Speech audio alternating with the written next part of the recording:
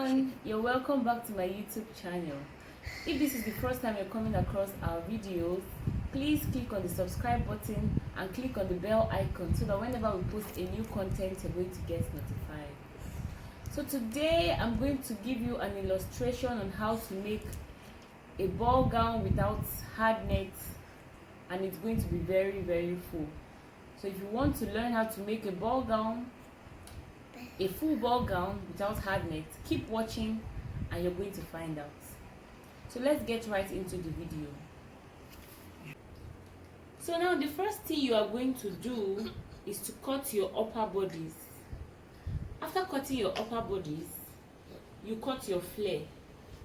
This measurement is for a 1-year-old. If you don't know how to cut flare, you can go and watch my video on how to make a ruffled ball gown.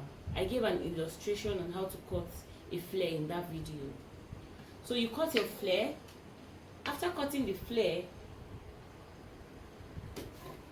you sew it down here. So now I'm going to go and sew it and show you how it looks like. So now I've gone ahead to sew the edges of the skirt and also iron it. As a fashion designer, you have to learn how to iron all the time so that your work can be very neat. So the next thing we are going to do now is to mark on the skirt. This is the front of the doll face and this is the back. Do not mark the back, you have to mark it at the front. So what we are going to do is to mark 2 inches. You mark 2 inches all the way to the last part. Mark 2 inches.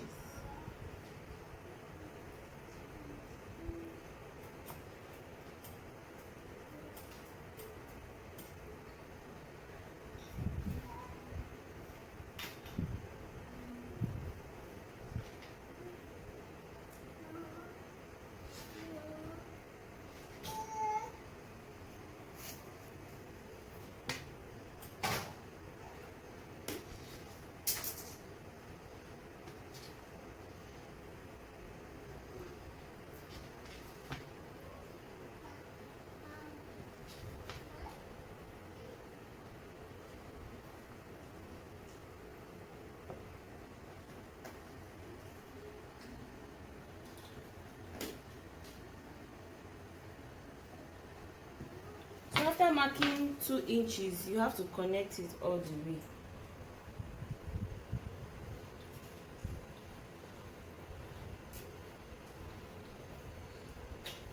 Make sure it's straight.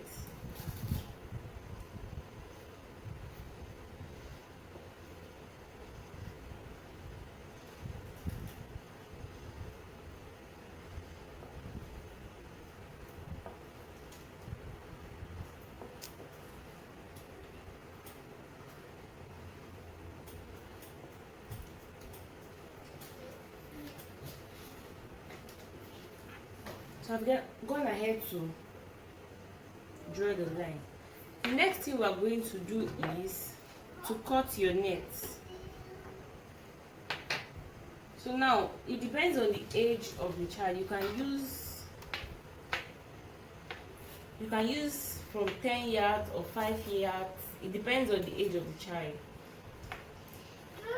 But in this illustration,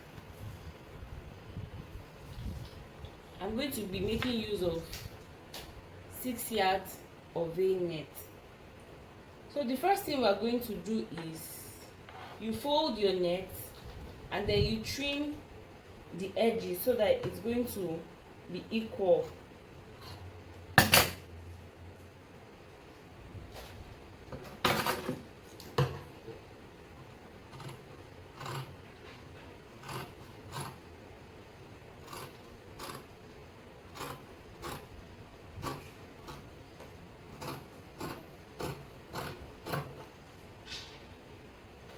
After trimming the edges, we are going to cut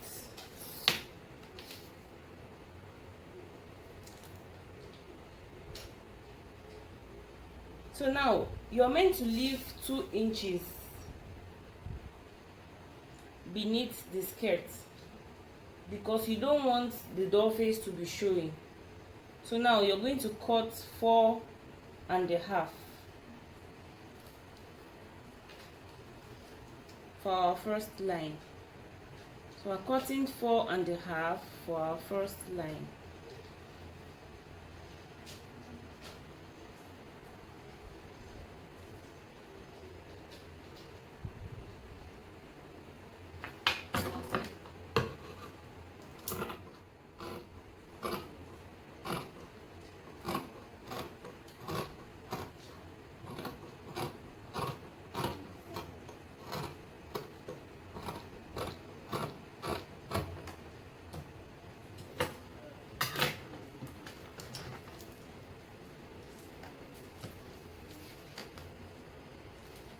So now you're going to mark it all the way to the top of the skirt. You're going to mark it 2 inches all the way and draw your line. So I'm going to go ahead and mark it and come back and show you guys. So I've gone ahead to mark 2 inches all the way to the top of the skirt. 2 inches all the way. You have to mark it all the way. Can you see? You mark it 2 inches and then you draw a straight line down to the end of the skirt. So for the first layer, we cut it 4.5 because once you gather this two here, 1/2 inch is going to go for the gathering. So that's the reason why we cut it 4.5, because you have to leave 2 inches below the skirt. You have to leave 2 inches below the skirt. And now the first layer was 4.5. The next layer now is going to be 7. Do you get? The first layer was 4.5. The next layer now is going to be 7. The next layer is going to be 9.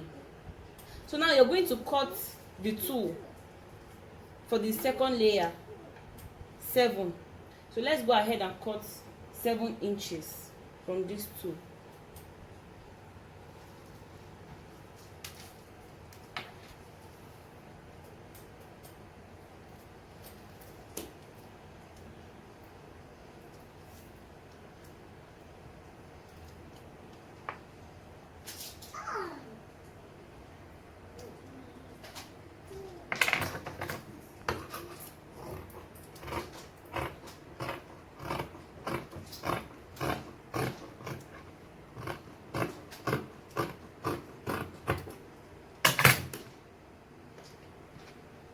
So now the first layer is 4.5. The next layer is 7. Do you get me now? 4.5 for the first layer, 7 for the second layer. If you want to be sure that this place is 2 inches, then you can mark below whatever you are drawing your pattern on, so that you can know the exact measurement to take. So the second layer now is 7. The third layer is going to be 9. So you're going to cut the third layer as 9, your 2. The fourth layer is going to be 11. Sorry, 10.5. Your first layer is going to be 10.5. Your fifth layer now is going to be 13, while the last layer will be 14. Do you understand? So now it depends on the age of the child. It goes on and on.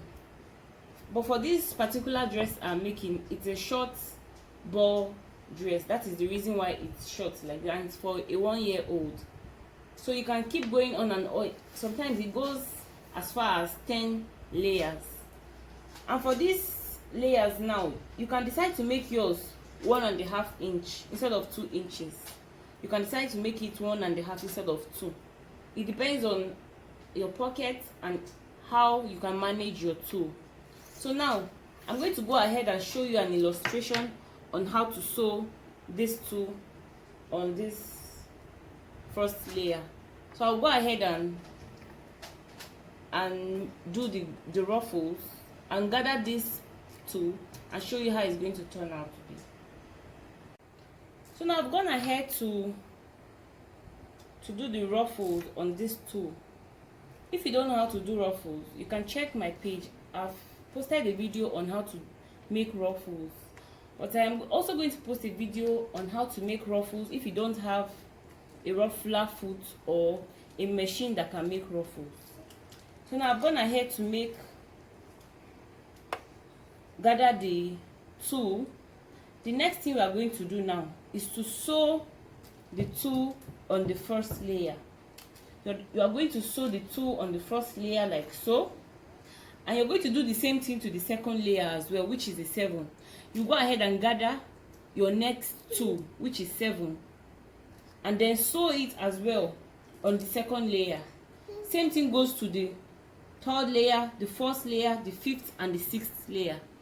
Once you must have finished sewing all your ruffles all the way to the end of the material, your skirt is going to be very super full and fluffy. So that's what you're going to do. The first layer is 4.5. The second layer is 7. If you want to know if your measurement is accurate, make sure you have to make it 2 inches longer than your skirt. Your tool has to be 2 inches longer than your skirt. So you mark it like this, and then you make sure you get the accurate measurement. After you must have finished marking 2 inches all the way on your doll face, you can either use 2 inches or 1.5, but for this illustration I made use of 2 inches. So after marking the 2 inches, you cut your tool. After cutting the tool, you make ruffles and then sew it on each layer of the skirt. After you must have finished sewing it on each layer of the skirt, then you join your upper bodice to the skirt and then you fix your zip. That is all. Your ball gown is going to be super fluffy and full. When you must have joined your upper bodice to the skirt part, then you use a lining to turn it so that this rough edge is not going to be showing. You use the lining to turn it. After you must have used your lining to turn it, you don't need to put hard net anymore because your ball gown is going to be super fluffy and full. Another thing you should consider is your zip allowance. So now when sewing the two on the skirt part, do not exceed this area. You have to start from here and sew all the way to the end because of the zip allowance, which will be here, so that it will be easy for you to fix your zip. Because if you sew it from this beginning part, it's going to be difficult for you to fix your zip because it's going to be very, very full. So now when sewing, start from here and sew all the way to the end so that it will be easy for you to fix your zip. So that will be all concerning how to make a full ball gown without hard net. If you enjoyed this video, please give it a thumbs up and please click on the bell icon so that whenever we post new content, you're going to be notified. Thank you very much. Bye.